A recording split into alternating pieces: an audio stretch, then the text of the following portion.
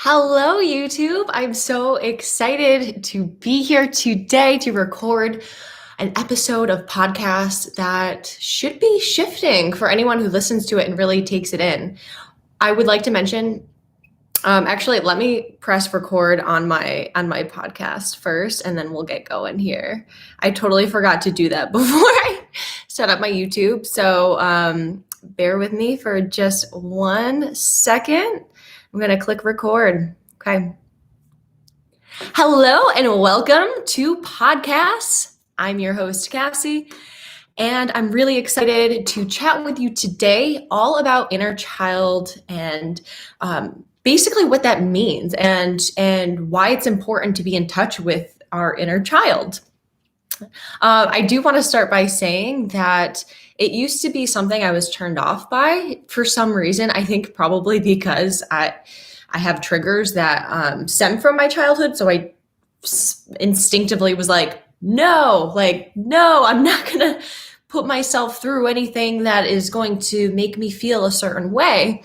And that's the thing about healing and about going through different journeys and really committing to bettering yourself. For me, I know I want to find as many modalities and different perspectives and kind of idea shifts that really make my life better and make me understand, oh, maybe I'm acting this way because of this inner childhood wound that I've had since I was 6 years old, or maybe it was because when I was a baby and whatever it is. I mean, it doesn't matter necessarily when the circumstance happened. And the thing is about inner child work too, that I used to be like, well, my parents were nice. Like, it's not like they were mean to me.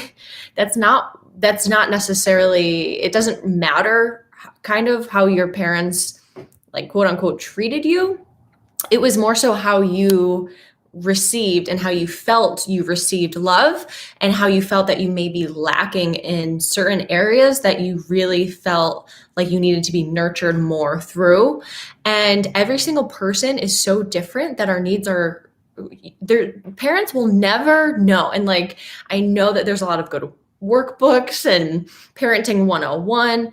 Parents are amazing people for raising children, typically. But a lot of times there's certain aspects that they just don't hone into that we need, like desperately, maybe more so than your brother or sister or your friend or your cousin.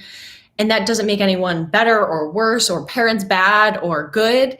It's just everyone as individuals, we have certain needs. And that has to do with a lot of different things, including, I mean, it depends on if you believe in, astrology and things like that. And right now I'm getting into human design, which is this is another thing I want to talk about more once I dive into it more. But I found out that I'm a projector. If you have found out that you are a projector on your human design chart, by the way, you can just Google your human design chart. There's so many different websites you can get it from. Some have more breakdowns than others. I have kind of done it on a few different websites just to see. And finding out that I'm a projector, I was like, whoa, that's interesting. There's different aspects of myself that make more sense now. And it has made me feel like more empowered. And like, I don't have to come up with an excuse for making a certain decision. I know that it's my design to show up in certain ways now. So that's just like a precursor to maybe another episode is human design. Definitely look into that if you haven't already. It's already changed my life just from knowing a little bit, just from like doing my chart quick and doing a couple of Google searches, finding people on Instagram that talk about it. It's amazing. So that's something for sure, along with working with my inner child, has definitely shifted some things. But we're focusing on inner child today, and that's a whole ball game by itself, because there's so much to unpack. And the fact of the matter is, we are all children. And I know some people might be like, no, I'm an adult. I know for me, the older I grow, the more I want to be a kid. And I think it's because I've lost a lot of aspects of myself because of societal conditioning and because of, certain ways that maybe I was brought up or not brought up in certain ways or around certain people and friends that have influenced me in the past. There's so much that impact us and that we carry with us. And that's basically the key here, is diving into the parts of us physically, mentally, spiritually, like all of the aspects of us that don't feel okay.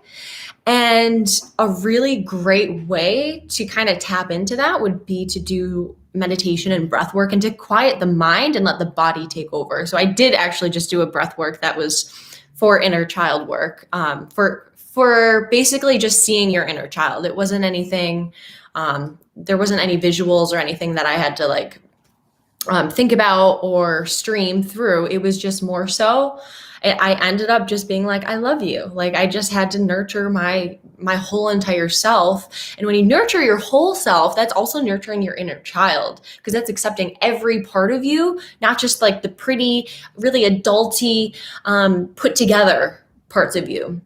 There's so many of us that want to like act out or do different things, but are feeling restricted by society and by our upbringing and by, oh, well, now you're a big boy, you're a big girl. Now that you're 5 years old, you're a big boy. Come on, put your big boy pants on. And a lot of little things like that have happened in the past will start shaping your frame of mind. I'm like, okay, no, I'm a big boy. I'm a big girl. I can do this. Like, I don't need help. Or, there's so many different symptoms, I would say, that have come out of people not dealing with certain traumas that have stemmed from childhood all the way up to, I would say, even like high school as a teenager, and how maybe you were bullied or you were a bully. There's so many parts of us that kind of show up in different timelines of our life.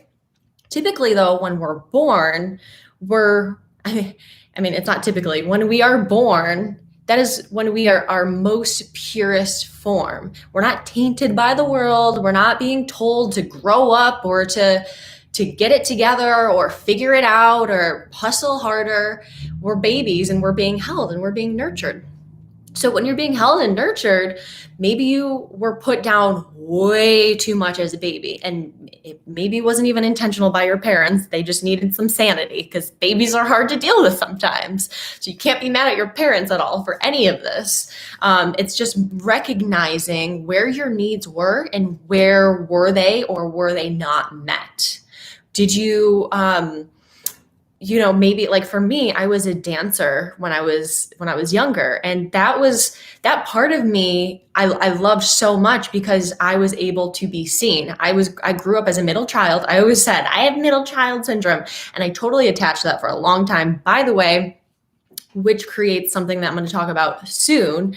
But there's certain things that you go through, that you experience, that shape who you are right now. And that's important to recognize. I know my boyfriend and I got into a little tiff about this before. He's like, I don't even remember what it was. But it was basically just like, well, people like can't use excuses to just do nothing, or to like, basically like this new age group of people. A lot of them are spreading messages of like, well, you are traumatized, so you don't need to do anything, or you're not, I don't know. Basically, like, we just kind of went back and forth a little bit about that. He's totally on the same page as me right now, though. But it's really healthy to have conversations like that with people that you love, or your acquaintances, as long as it's a respectful conversation. But he shed light on me, to me, and I shed light on him and his perspective. And it's just interesting to hear what other people think about your inner child or like your past traumas, because like certain people think like you're just using a trauma as an excuse. That's kind of what I was trying to say with our conversation. And like an excuse to be lazy or something like that. And that's not true. I think there are lazy people. Just like, there's people that are big time go-getters, and there's people that, we all have different qualities. But in general, when we have traumas that we haven't paid attention to, how do we fix them? You can't fix things that you're not aware of, unless you accidentally stumble upon something. Anyways, so many stories go through my mind when I talk, and sometimes I get nervous about recording this live, which I'm doing right now, because my mind spins off so fast that sometimes it's hard for me to keep up with it. And then I'm saying something and I completely don't even know what I'm saying, like in the midst of a sentence. And if you've watched my past videos, I've done that a few times, or listened to my episodes, but I don't edit it out because it's just real. I'm not perfect. I'm not trying to be perfect. So I think it's important just for me to say that. So anyways, your inner child is always alive. It's never going to be something that will just poof go away one day.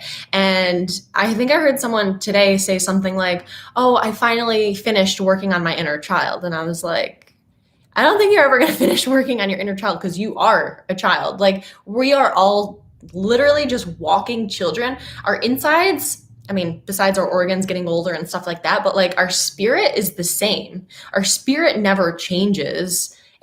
Our skin does, our organs do, our face does. We get wrinkles as we get older, we get gray hair, so we start looking different. When you start looking a certain age, people expect you to act that age. They expect you to be polite and to be, to not act out. And of course, you want to be polite and not act out like crazy in public, but sometimes you got to release some shit.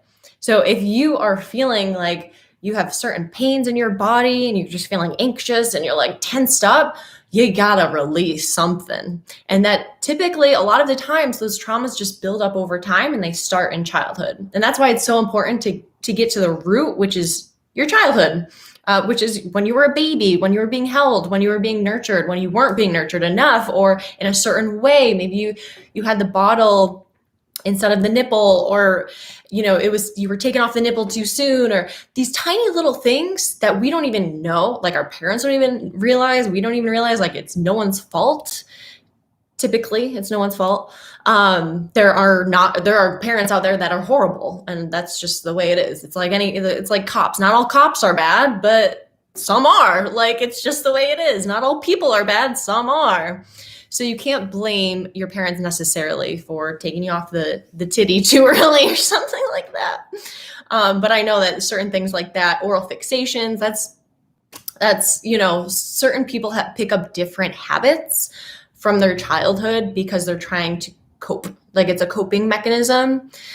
Some people like to suck on things a lot or do like physical things a lot, but many times we have certain things that we're holding on to inside of us that we don't see, or that we're not actually like biting our nails or anything like that.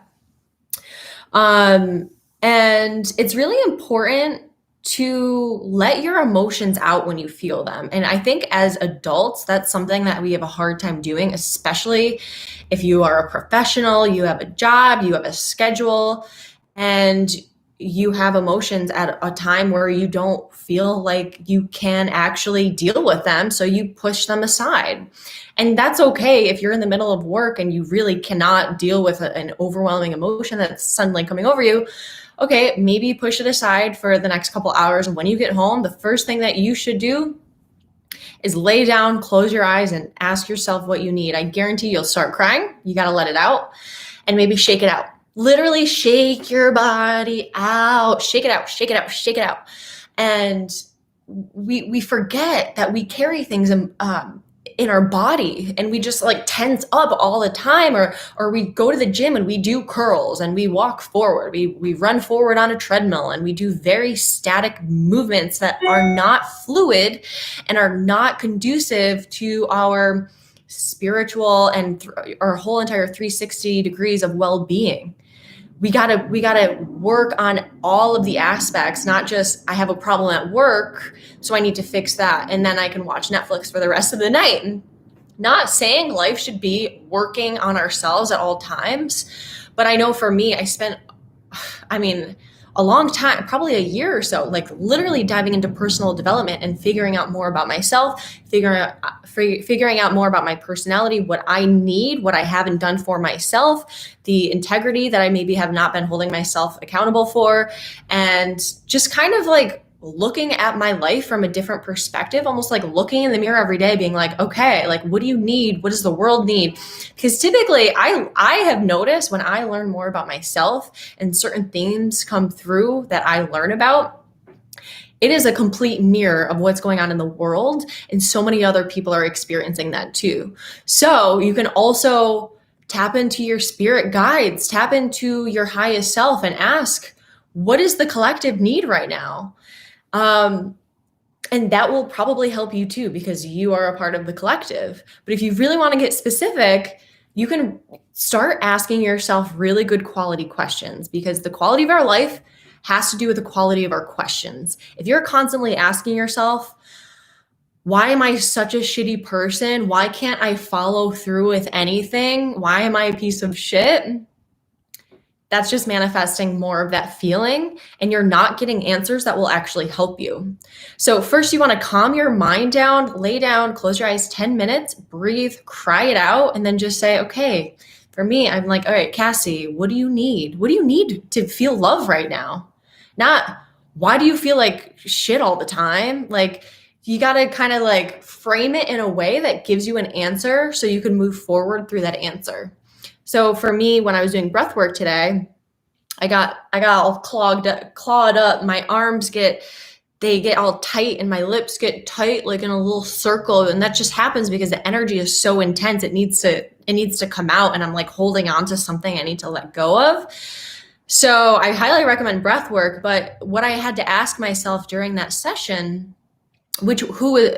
Stevie Wright, by the way, led that session. Stevie Wright, she has something called the Breath Channel, which is so incredible. It's only $20 a month. I'm a part of that. And that was one of her live sessions today that she did, a long breathwork session, which are the hardest. Like, they're the hardest because you just really, like, you are in it. It's not just like 5 minutes of breath work. Okay, that's integrated breath work. Today was meditative breath work, where it was like a whole body, like whole half hour, 45 minutes of just breathing, and then your body kind of clenching up and just trying to release, like really releasing. So I asked myself, Cassie, what do you need? And it said trust.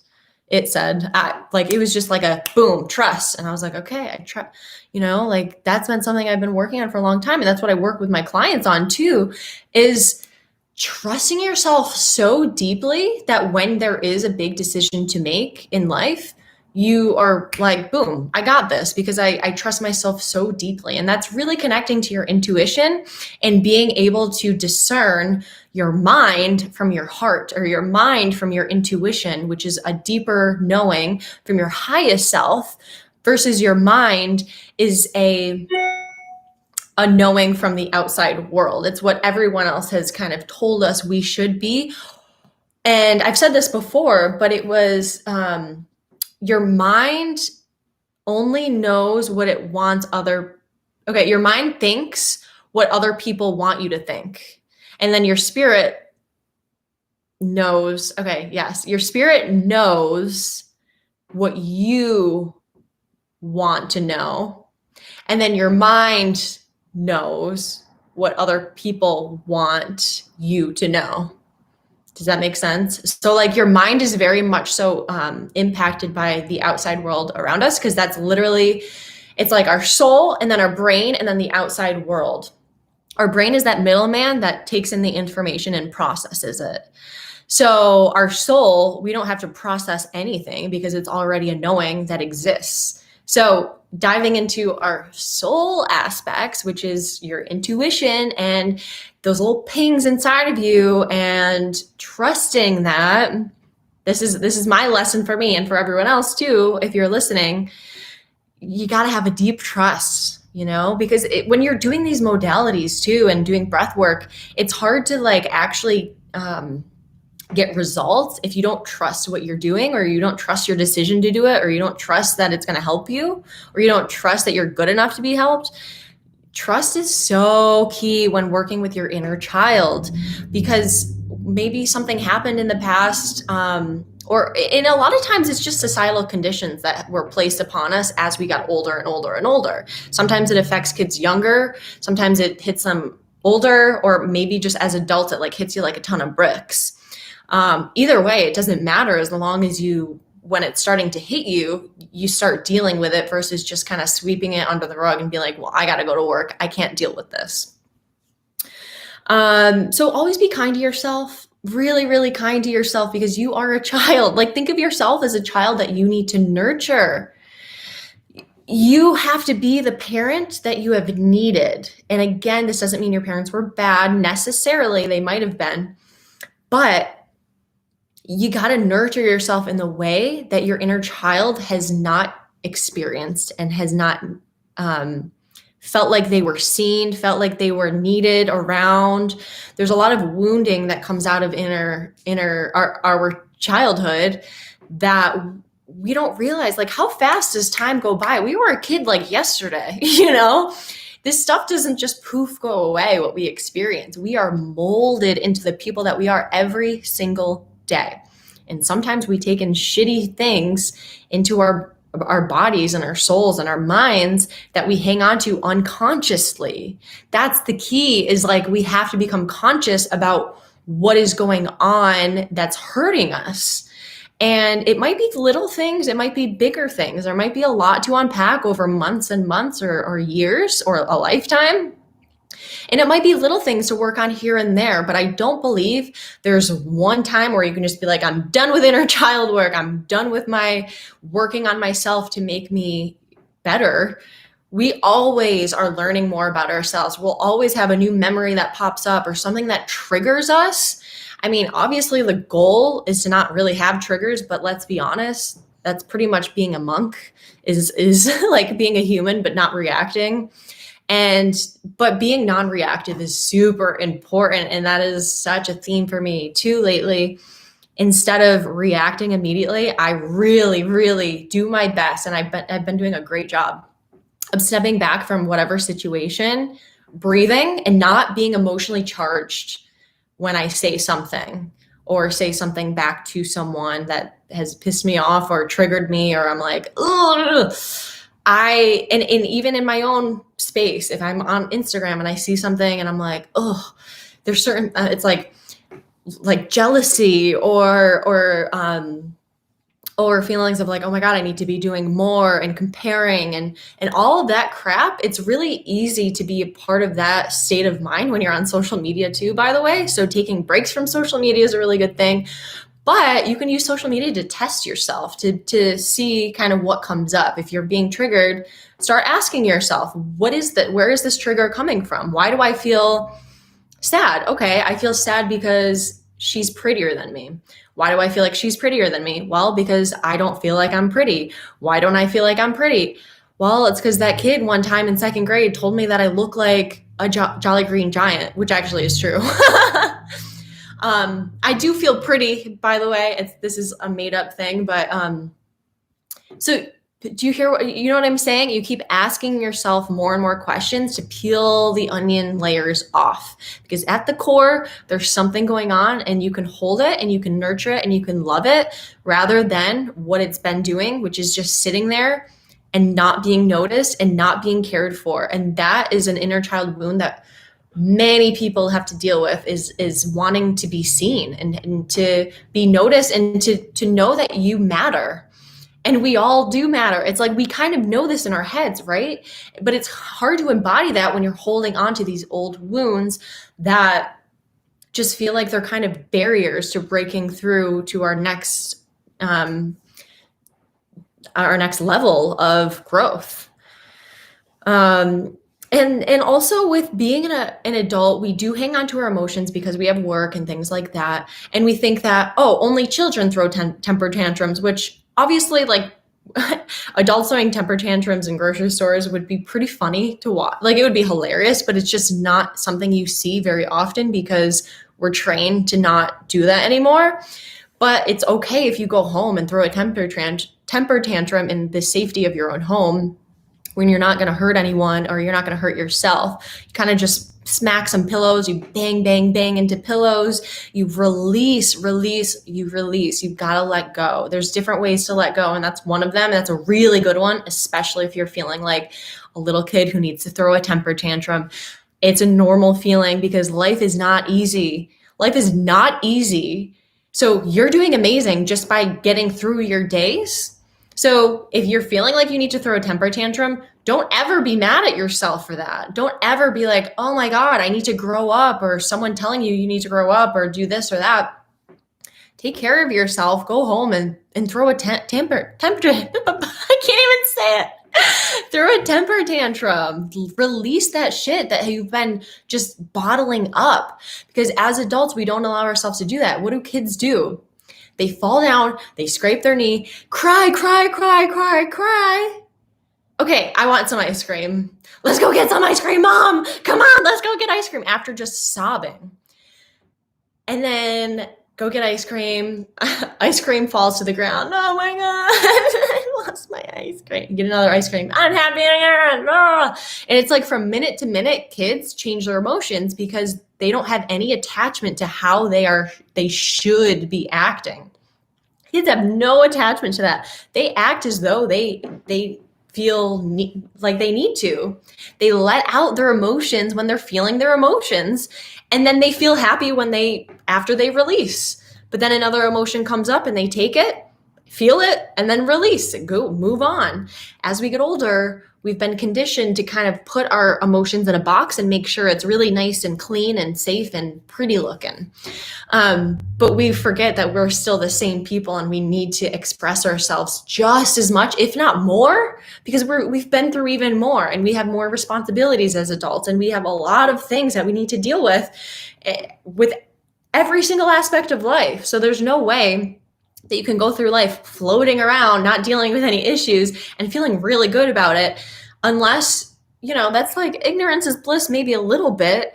But typically what I see, like in my clients and people in general, anxiety and depression start coming up when you're not dealing. And ignorance is bliss pretty much when you're a kid, because that's when that's when it is bliss, because you are experiencing the emotions and you're actually dealing with them. But being ignorant as an adult, you're not experiencing the things that are healing for you. So ask yourself what you need to feel loved. That's a really good place to start. Like, where do I need to love myself more? Sometimes you'll feel pains in your shoulders or the upper back, lower back, even in your legs or ankles or hands. And it might be emotions that you're hanging on to. So you can even go to that part of your body and say, hey, Cassie, what do you need from me today? And as you're like kind of massaging your hand or wherever it is, or just kind of thinking about the part of your body that feels really tense, certain things might come up. And if you really listen, if you really give yourself time to just kind of quiet the mind a little bit and allow your highest self to talk to you, you will know what you need. And you have to trust what comes up for you. You have to trust that. Otherwise, none of this is, it's all pointless. It's all pointless. So something else that I want to mention, I'm almost done here, but Tony Robbins, one of his like most famous things that he has said is in regards to your inner child, and it's how we act today. So basically what he asks is, which parent did you crave the love from the most? Not which parent did you love the most or which parent loved you the most. It's which parent did you crave to have love from the most? Was it your mom or was it your dad, or your mom or other mom or dad or other dad, whatever it is? And for me, I think it was my dad, because my mom already was like, I don't know. I kind of go back and forth, but I've been working through both aspects of my mom and dad. But it's important to ask yourself that, because right now when you show up into your romantic relationships, you can be carrying crap that you didn't deal with from your childhood into that relationship if you didn't actually heal that wound. So when you ask yourself, which parent did I crave love from the most? If you say, okay, it was my dad. All right, ask yourself this follow-up question. What did I have to do to gain my dad's love? Was it getting straight A's? Was it being a really good athlete? Was it not talking and being quiet? Was it shining on stage as a dancer? Was it acting out and acting like insane, because that's when he would give you attention and love the most? So think about those things. Think about your relationship with your parents and how you craved their love, regardless if they gave it to you or not. Who did you crave love from the most, and how did you get their love? And then look at your life now and see if there's any parallels there. See if there's any ways that you're showing up in your relationships, any relationships where you are acting out way too much because that's how you used to receive more love. But you're an adult now, so you don't have to do that anymore. Maybe it's like shutting up, being quiet. And maybe as an adult, you're feeling like this need to speak out, but you're way hesitant and you're like scared to, because maybe you were told that, or you felt as a child that you gained more love when you were quiet, shut your mouth, make sure you behave kind of thing. So think about that. Like, that's a really cool exercise to do, is maybe journal it. You can just think about it, lay down, do a little meditation, start talking to yourself, build a relationship with yourself that you've always needed with any parent that you've wanted it from. Maybe you have had a totally fine childhood. That's great.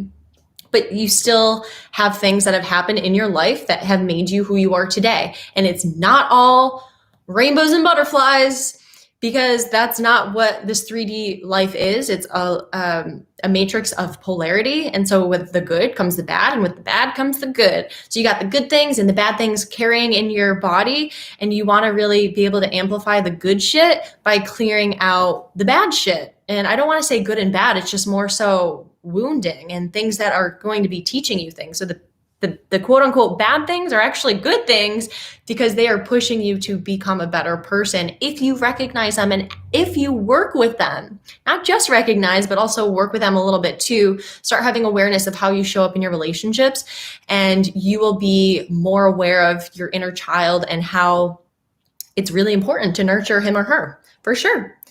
And I think that's pretty much all I have. Oh, yeah. Okay. Just one last quick thing. So something that Stevie said in our breathwork session, and she's mentioned before, is your occurring world. So we all create our occurring world, which is how you see your world through. So basically we all have these lenses on. This is like our inner child lens that we have on, and we see things through that, maybe as a child, I felt like I was a burden to my family and to when I spoke. I just felt like I was in the way all the time.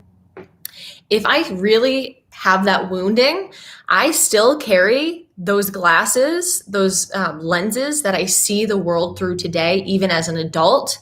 Therefore, I will see more proof that I am a burden, or I'll see more proof that I receive love when I'm a really crazy, wild, acting out person, or I see the world through a lens that I'm just not good enough and I'm not worthy of being seen. And it's really important to notice those lenses that you have on, and you can clear them off. Every once in a while, we got to clear our lenses off because we pick up new things, sometimes without realizing it. But being really conscious in this life and aware of your own thoughts, that will definitely help you not just like pick up, be like super empathetic and pick up all of the emotions and all of the feelings around you that aren't necessarily yours. So definitely be in tune with yourself, and that's going to help a lot of aspects of your life, not just your inner child, but also just everything. So yeah, make sure you kind of rearrange your occurring world, which it might, again, be I'm a burden. So what can you change that into? For me, I'm changing that into, like, my lenses now are, I am a unicorn and people want to see all of my magic, and they are waiting for me to show up every single day and every single moment, basically. Like, that's pretty much what I'm coming up with now is that occurring world statement. And it's something that you can, again, this is something that Stevie mentioned, Stevie Wright. She mentioned, like, it should be something you should feel good to write down, put it on a Post-it note on your wall, maybe say it out loud to yourself when you wake up and when you go to bed. Just start reframing your world through training. This is pretty much training your brain, but also embodying that person as well. So it goes a little bit deeper than just thinking it. It's feeling that too. It's really encouraging yourself to truly show up authentically as the unicorn, magical humanoid that you are, because that's what you are. You are a magical soul living on planet Earth. How amazing is that? Why should you hide that? You never should hide that. The world wants what you have to offer. And once we clear ourselves away from these wounds, and when I say wounds, it sounds like you were beat up or something. I was never beat up as a child, but I have inner child wounding, but it's just from little things that happened that were continuous with how I was treated or talked to, or how I even just received that information and how I processed it. I think I early on actually had the lens of I'm a burden very early on. And so I was shy. I held back and I didn't want to be seen. And then I kind of came out of that a little bit. I danced and I was like, okay, now I want to be seen. But then in my adulthood, when I got away from my teens, it was like, oh God, no, like a new business, things like that. These things will show up time and time again if you don't totally deal with them. And even when you do deal with them, they still might show up, but you'll be able to be like, okay, I know what that is. I'm going to have a little chat with my inner child today, and we're going to have a good time. And we're going to play. That's something I didn't mention either today, is that it's really important to play. Make sure you don't even just allow yourself to have a temper tantrum. Maybe you don't have to have a temper tantrum later on in the day because you allowed some time to create a painting or to write this really cool story, this made up story. You want to just paste some things together on a piece of paper, or use coloring books, or write on sidewalk chalk outside. Like, there's so many things that we can do to connect to our inner child to make it so it's fun too. It's not just, oh, I need to do this work because my inner child is so dumb and hasn't grown up. Like, that is not how to go about. It's not how to go about this. Be kind and nurture yourself and have fun. That is something we need to learn from our inner children, is to have some freaking fun. That's probably why most of us are so tensed up all the time, is because we don't allow ourselves to play. We gotta play. That is like the medicine I'm prescribing to you today, is go play. Go play. Build a fort. That's something my boyfriend and I are talking about doing. We're like, let's build a huge fort. We just want to like have fun and do whatever and not worry about what anyone else is thinking. Like, it doesn't matter.